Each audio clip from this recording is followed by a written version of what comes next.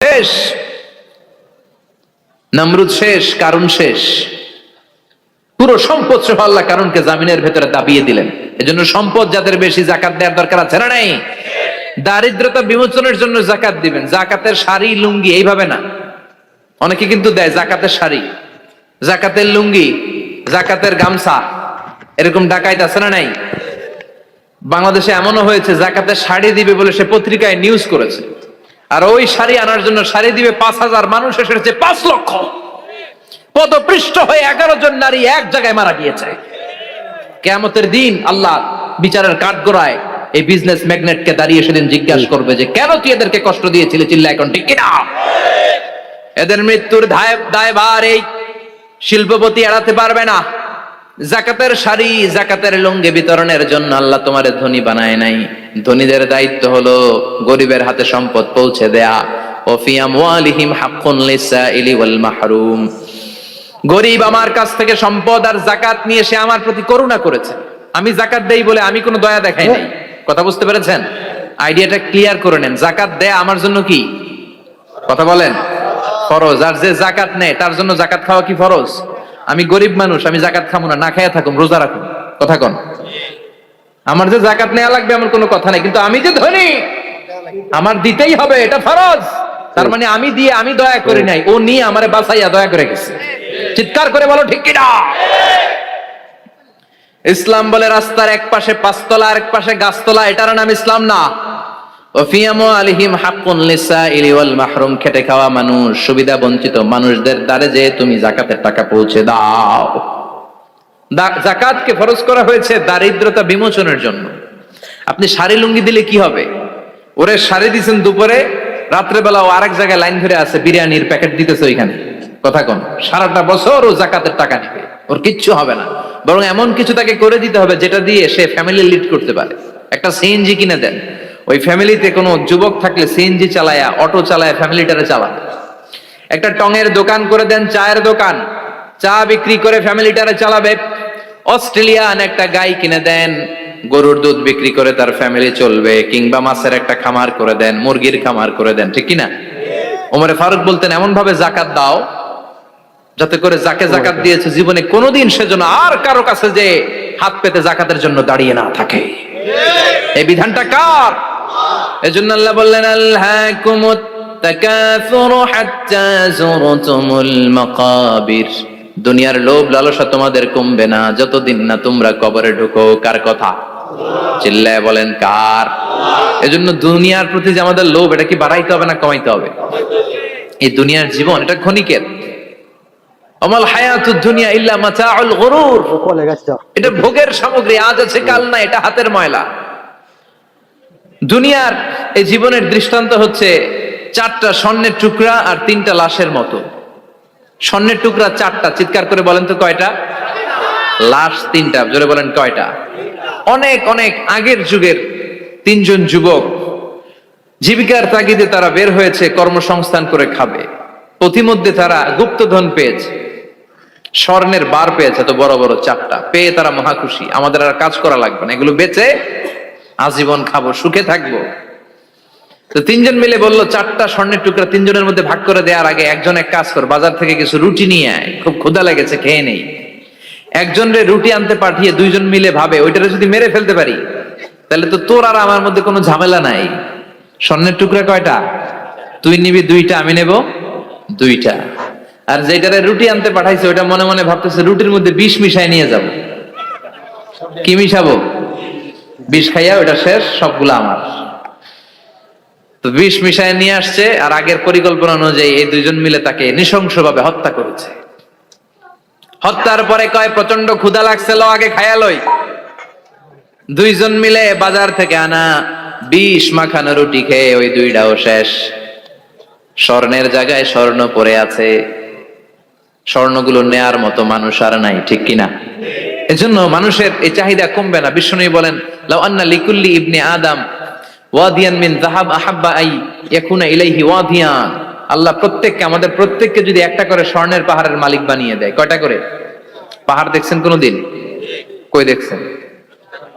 চিটাং গেছিলেন? এই চট্টগ্রামে গেলে দেখা যায় কি পাহাড়। এই একটা পাহাড় স্বর্ণের, এক একটা স্বর্ণের পাহাড়ের মালিক যদি আমাদের এক একজনকে বানায় দেওয়া হয়, এরপর আমরা চাবো আরেকটা স্বর্ণের পাহাড়ের মালিক কেমন করে হওয়া যায়। আচ্ছা বলেন তো, একটা স্বর্ণের পাহাড় আমার 14 পুরুষ বিক্রি করে খাইলেও শেষ করতে পারবো এটা? তো আরেকটা কেন লাগবে আমার? ওয়ালাই আমলা ফাহু ইল্লা তুরাব। বিষ্ণু বলেন, কবরের মাটি যতক্ষণ না তোর মুখে না ঢুকবে, তোর এই চাওয়া চাওয়া খাই খাই স্বভাব বন্ধ হবে না। এজন্য আল্লাহ বললেন, আলহাকুমুত তাকাসুরু হাত্তা যুরতুমুল মাকাবির। দুনিয়া তোমাদেরকে গাফেল বানিয়ে দিয়েছে, গাফলতি কমবে না যতদিন না কবরে ঢুকো। কবরে ঢুকা লাগবে, কবরে ঢুকা লাগবে না? কবরে আমাদেরকে যেতেই হবে, যেখানেই থাকেন। কবরের প্রশ্ন আছে না নাই? অনেকে বলে, হুজুর বিমান হামলায় মারা গিয়েছে, বিমান জ্বলে পুড়ে ছাই হয়ে গিয়েছে, তার কবর কোথায়? তার আত্মাটা যেখানে আছে ওই জায়গায় প্রশ্ন আছে না নাই? অনেকে বলে, হুজুর সাগরের মধ্যে পড়ে মারা গিয়েছে, তিমি মাছ খেয়ে ফেলেছে, তার কোনো অস্তিত্ব নাই, কিন্তু তার রুহুটা আছে না নাই? প্রতিটা রুহু সংরক্ষণ করে কে? প্রত্যেকটা আত্মা আল্লাহর কাছে সংরক্ষিত থাকে। প্রতিটা রুহু, প্রতিটা মানুষ মালাকুল মাউতকে দেখতে পায়। আপনিও দেখবেন, আমিও দেখব। মুমিনদের কাছে এসে মালাকুল মাউত একজন যুবকের বেশে সাদা ধবধবে জুব্বা পরে সুগন্ধি মেখে মুমূর্ষু ব্যক্তির শিয়রে বসে বসে বলে, ইয়া আইয়াতুহান নাফসুল মুতমাইন্নাহ, হে প্রশান্ত আত্মা, উখরুজি ইলা মাগফিরাতুল্লাহি ওয়া রিদওয়ানি, আল্লাহর ক্ষমা আর দয়ার দিকে বের হয়ে আসো। বলা মাত্রই মুমিনের আত্মাটা স্মুথলি বের হয়ে আসে। কাফান মিন আকফানিল জান্নাহ, হানুত মিন হানুতিল জান্নাহ, জান্নাত থেকে আনা সুগন্ধি কাফনের মধ্যে পেঁচিয়ে তিনি রূহটাকে নিয়ে ইল্লিনে চলে যায়। সরাসরি দেখে মালাকুল মাউতকে। আর যারা ইসলাম বিরোধী, কোরআন বিরোধী, তাদের সামনে এসে মালাকুল মাউত ত্রাস সৃষ্টি করে। আগে ধমক। হাইওয়েতে মাঝে মাঝে ডাকাতি হয় না? বাসগুলোর মধ্যে যখন ডাকাতি হয়, বাসে থাকে 50 জন, ডাকাত ঢুকে 5 জন। এই 5 জনের ভয়ে সবগুলো পেশাব করে দেয়, কারণ ত্রাস সৃষ্টি করে। এসেই চাইনিজ কুড়াল দিয়ে আগে কুবায় দেয় 4-5 জনের। রক্ত দেখে কি দেওয়ার সব আগে রেডি করে রাখে। মালাকুল মাউত এসে কাফের নাস্তিক মুশরিকদের সামনে সেরকম একটা ত্রাস সৃষ্টি করে, ভয়ে লোকটা কাঁপতে থাকে। ওর কাছে ভদ্র ভাষায় কথা বলে না, সুন্দর জামা পরে আসে না, কালো কুচকুচে চেহারা, ভয়ঙ্কর একটা রূপ নিয়ে, আকৃতি নিয়ে ইসলাম বিরোধীদের মাথার সামনে আসে, দুর্গন্ধযুক্ত চেহারার দেহ নিয়ে ধমক দিয়ে বলে, ও পাপাত্তা, ইয়া আইয়াতুহান নাফসুল খাবিসা উখরুজি ইলা গাদাবিল্লাহ, এ পাপাত্তা, আল্লাহর রাগ, ক্রোধ আর গজবের দিকে বের হয়ে আয়। মুমিনের আত্মা বলার সাথে সাথে যেমনি মুমিনের দেহ থেকে বের হয়ে জান্নাতি কাফনের ভেতরে ঢুকে, কাফেরদের আত্মাও কি এরকম তাড়াতাড়ি বেরোতে চায় নাকি? কাফেরদের আত্মা বেরোতে চায় না। ডানে দৌড়, বায়ে দৌড়, সামনে দৌড়, পেছনে দৌড়, আহা দৌড়াদৌড়ি করে। মালাকুল মাউত এটাকে টেনে হিচড়ে, একটা জীবিত ছাগলকে জবেহ না করে, জবাই না করে, তার চামড়া উল্টা দিকে টেনে হিচড়ে বের করলে ছাগলটা যত কষ্ট পায়, এর চেয়ে কমসে কম 70 গুণ বেশি কষ্ট দিয়ে কাফের মুশরিক আর গাদ্দারদের রূহ কবজ করা হয়। আল্লাহ এই পরিস্থিতি থেকে তুমি আমাদের বাঁচাও। মুমিনদের রূহ যেমনি কবজ হয়, ওইভাবে রূহ কবজের ব্যবস্থা করে দিও। ইমানের মৃত্যু নসিব করে দিও, শাহিদি মৃত্যু নসিব করে দিও। তার মানে বিমান দুর্ঘটনায় হোক, কিংবা লঞ্চ ডুবিতে হোক, কিংবা আগুনে পড়ে হোক, কিংবা আত্মঘাতী হামলায় হোক, যে যেখানেই মারা যায়, কবরের 3টা প্রশ্ন তার জন্য আছে না নাই? ইসলাম বিরোধীদের জন্য প্রশ্ন 3টা, আপনারা যারা মুমিন তাদের জন্য 4টা, আপনাদের জন্য একটা বেশি। আলহামদুলিল্লাহ কোন? কবরে এসে প্রথম প্রশ্ন করবে, মুনকার নাকির যখন চলে আসবে, 40 কদম যখন আত্মীয় স্বজনরা লাশটাকে কবরের মধ্যে দিয়ে 40 কদম চলে যায়, তখনই ফেরেশতা চলে আসে। আহা, শেষ, সব শেষ। এসেই পরীক্ষা শুরু। মার রব্বুক, তোর রবের নাম কি? চিল্লায় বলেন, আমাদের রবের নাম কি? আমরা বলবো রব্বি আল্লাহ। প্রথম প্রশ্ন, তোমার রব কে? আমরা বলবো আমাদের রব আল্লাহ। দ্বিতীয় প্রশ্ন, ওমা দীনু, তোমার ধর্মের নাম কি? আমরা কি বলবো? ইসলাম। তৃতীয় প্রশ্ন, বিশ্বনবীর চেহারা দেখিয়ে বলা হবে, আতারিফু হাদার রাজুল, এই লোকটারে চিনো নাকি? আমরা বলবো চিনি, আমাদের প্রাণের নবী। ঠিক কি না? 3টা প্রশ্নের যথাযথ উত্তর যখন দিয়ে দিলেন, আপনার জন্য অতিরিক্ত আরেকটা প্রশ্ন করা হবে, ওয়ামা ইলমুক, তোমার নলেজ কি? তিনটা প্রশ্নের উত্তর যে তুমি করতে পারলা, কিভাবে পারলা, কেমনে জানলা? নকল করে বলছো নাকি জেনে বুঝে আসছো? নকল হয় না? এখন তো পরীক্ষা চলতেছে বোধহয়। কি পরীক্ষা? এসএসসি পরীক্ষা। নকল হয়? কৃষ্ণপুরে নকল নাই না? এখন মনে হয় এগুলো একটু কমছে। একটা সময় ছিল অনেক নকল হইতো। পাঞ্জাবের ভিতরে নকল, পকেটে নকল, টুপির ভিতরে নকল, মৌজার ভিতরেও নকল। এমনকি মেয়েরাও নকল করে পরীক্ষার হলে আছে না নাই? স্কেলের মধ্যে লিখে নিয়ে যায়, হাতের মধ্যে লিখে নিয়ে যায়, ওড়নায় লিখে নিয়ে যায়, কাপড়ে লিখে নিয়ে যায়, আছে না নাই? ফেরেশতারা বলবে নকল করছো নাকি? কেমনে জানলা? তিনটা প্রশ্নের উত্তর তুমি কেমনে বললা? আল্লাহ তোমার রব, ইসলাম তোমার ধর্ম, এই লোকটা বিশ্বনবী, কেমনে চিনলা? আপনাকে তখন বলতে হবে আমি কোরআন থেকে শিখেছি, আমি হাদিস থেকে শিখেছি, আমি ইসলাম জেনে বুঝে মেনেছি, আমি আন্দাজে কোথাও ঘুরি নাই। চিল্লায় এখন ঠিক কিনা? আপনাকে বলতে হবে, এজন্য শিখতে হবে, প্রতিনিয়ত ইসলাম সম্পর্কে জানতে হবে, আখের গোছাতে হবে, জীবনটাকে আলোকিত করতে হবে। চিল্লায় বলেন ঠিক কিনা? চারটা প্রশ্নই যখন হয়ে গেল, ফেরেশতারা বলবে আহলান ওয়া সাহলান ওয়া মারহাবান বিক, খোশামদেদ, কংগ্রাচুলেশন, খোশামদেদ, কংগ্রাচুলেশন।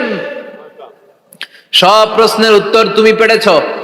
ফায়ুফসাহু লাহু কবরুহু ৭০ যিরান, আপনার কবরটারে ৭০ হাত লম্বা করে দেয়া হবে। ওয়া ইফতাহু লাহু বাবুন ইলাল জান্নাহ, আপনার কবর থেকে জান্নাতের দিকে দরজা খুলে দেয়া হবে। ওয়া ইউলবাসু মিন লিবাসি আহলিল জান্নাহ, জান্নাতের দুইটা রেশমি কাপড়ের পোশাক এনে আপনারে পরিয়ে দেয়া হবে। আর বলা হবে নাম কানাউমিলা আরুস, ঘুমাও, sleep, you should get some sleep now, তোমাকে লম্বা সময় পাড়ে দিতে হবে, ঘুমাও। কানাউমিলা আরুস, যেমনি বর বাসর রাতে আরামসে ঘুম দেয়, বাসর রাতে যেমনি বর কনেকে নিয়ে মধুর ঘুম দেয়, তুমিও ঘুমাও, কেউ তোমার ঘুম ভাঙবে না। মালাক ইসরাফিলের, কিয়ামতের জন্য ইসরাফিলের সিংহায় যে ফুৎকার আছে, ওই ফুৎকার ছাড়া কোনো কিছুই তোমার ঘুম ভাঙাতে পারবে না। আলহামদুলিল্লাহ পড়েন। আল্লাহ আমরাও যেন চারটা প্রশ্নের উত্তর দিয়ে লম্বা একটা ঘুম দিতে পারি, পড়ে না আমিন। ওয়াম্মাল কাফির ওয়া আহলুশ শিমাল, আর ইসলাম বিরোধী যারা, তাদের সামনে আসবে মালাকান আসওয়াদান আজরাকান, কৃষ্ণ বর্ণের দেহ, নীলাভ বর্ণের দুটো চোখ, গায়ের রং কালো, চোখের রং নীল। দেখতে কেমন লাগে? আলিফ লাইলার ভূতের মতো। কথা কন। গায়ের রং কালো, চোখের রং নীল। ফেরেশতা দুইটা আসবে, এসে ত্রাস সৃষ্টি করবে, এসে বলবে বল তোর রবের নাম কি? মার রব্বুক। ইসলাম বিরোধী মুশরিক, কাফের, নাস্তিক এরা বলবে আমি জানি না আমার রবকে, আমি জানি না, আমি তো আজীবন শুধু চেয়ার করেছি, মদ খেয়েছি, আমি ধর্ষণে সেঞ্চুরি করেছি দুনিয়ার বুকে, আমি টেন্ডারবাজি করেছি, চাঁদাবাজি করেছি, আমি মাস্তানি করেছি, আমার দাপটে এলাকার ইসলাম প্রিয়রা বাসায় ঘুমাতে পারে না। আমি ছিলাম টেন্ডারবাজ, আমি ছিলাম গডফাদার, সন্ত্রাসীদের লিডার, আমি ছিলাম ডন 1 2 3 সব, আমি ছিলাম ডনের ডন, আমি ছিলাম মাস্তান, রংবাজ, রব টপ কি আমি তো জানি না। লাদ্রি লাদ্রি, আমার জিজ্ঞেস করো না। আবার প্রশ্ন করা হবে ওয়ামা দীনুক, তোর ধর্মের নাম কি? বলবে লা আদরি, আমার কোনো ধর্ম নাই, আমার কোনো ধর্ম নাই, আমি শুধু মৌজ মাস্তিতে ছিলাম, আমি আনন্দ ফুর্তি করেছি, ইসলাম নিয়ে আমার মাথা ব্যথা ছিল না, আজীবন ইসলামরে আমি বাস দিয়েছি। চিল্লায় বলেন ঠিক কিনা? ইসলাম বিরোধীদের সাথে ছিল আমার চলাফেরা, আমার সব সাঙ্গ পাঙ্গ ছিল গুন্ডা, বদমাশ, ইসলাম বিরোধী। রব কি, ইসলাম কি, এগুলো আমি জানি না। আমার এগুলো জিজ্ঞেস করো কেন? ধর্ম কি আমি জানি না, আমি কিচ্ছু মনে করতে পারছি না। 3 নাম্বার প্রশ্ন করা হবে আতা আরিফু হাদার রাজুল, দেখো তো এই লোকটারে চিনো কিনা? কয় না, চিনি না, তবে মনে হয় এই লোকটারে দুনিয়ার বুকে আমি গালি দিতাম, এই লোকটার বিরোধিতা করতাম, ব্লগের মধ্যে এই লোকটার ব্যাপারে কুৎসা রটনা করতাম, এই লোকটার কার্টুন বানিয়ে আমি হিংসা ছড়িয়ে দিতাম, এই লোকটার ব্যাপারে আমি এলাকার মধ্যে অপপ্রচার চালাতাম। ফেরেশতারা বলবে তাই? এই ছিল তোর ডিউটি? দাঁড়া, এখনই আমাদের খেলা শুরু, এখনই শুরু। ফায়ুতরাকু বিমাতারিকা মিন হাদিদ, লোহার একটা হাতুড়ি দিয়ে মাথা থেকে পা পর্যন্ত পিটানো হবে, পিটিয়ে ওর গোশতের হাড্ডিগুলোকে থেতলে ফেলা হবে। ওয়ায়ুকালু লিল আরদি ইলতাইমি, কবরের দুই পাশের মাটিরে বলা হবে এবার দুই দিক থেকে তোরা চাপ দে। চাপ দেয়া হবে, ধাক্কা ধাক্কি করেও সে সুবিধা করতে পারবে না। মাটি আস্তে আস্তে আস্তে আস্তে দেহের দুই দিকে লেগে এমন জোরে দুইটা চাপ দিবে, ফাতাখতালিফা আদলাউহু, তার ডান পাশের পাজরের হাড্ডি বাম দিকে ঢুকে যাবে, বাম দিকের হাড্ডি ডানে চলে যাবে। বিশ্বনবী বললেন এই হাতুড়ি দিয়ে পিটানোর শাস্তি, কবরের চাপ দেওয়ার শাস্তি চলতেই থাকবে হাত্তাল কিয়ামা, কিয়ামত পর্যন্ত। আল্লাহ এই কবরের শাস্তি থেকে আমাদের বাঁচাও। আমরা এই আযাব পেতে চাই না, আমরা যেন ঠিকভাবে কবরের 4টা প্রশ্নের উত্তর করে দিয়ে লম্বা ঘুম দিতে পারি। আল্লাহ তুমি তৌফিক দাও। এজন্য আল্লাহ বললেন, গোলাম দুনিয়া নিয়ে পাগল হয়ে থেকো না। এই দুনিয়ার জীবন আসল জীবন নয়, আসল জীবন হলো কবরের জীবন। জোরে বলেন ঠিক কিনা? এই জন্য মাঝে মাঝে কবরে যাবেন, কবরস্থানে দাঁড়িয়ে চিন্তা করবেন এই জায়গায় আমারও আসতে হবে। দিন যাবে, রাত আসবে, বৃষ্টি হবে, শীত আসবে, কেউ আমার দেখতে আসবে না, একা থাকতে হবে।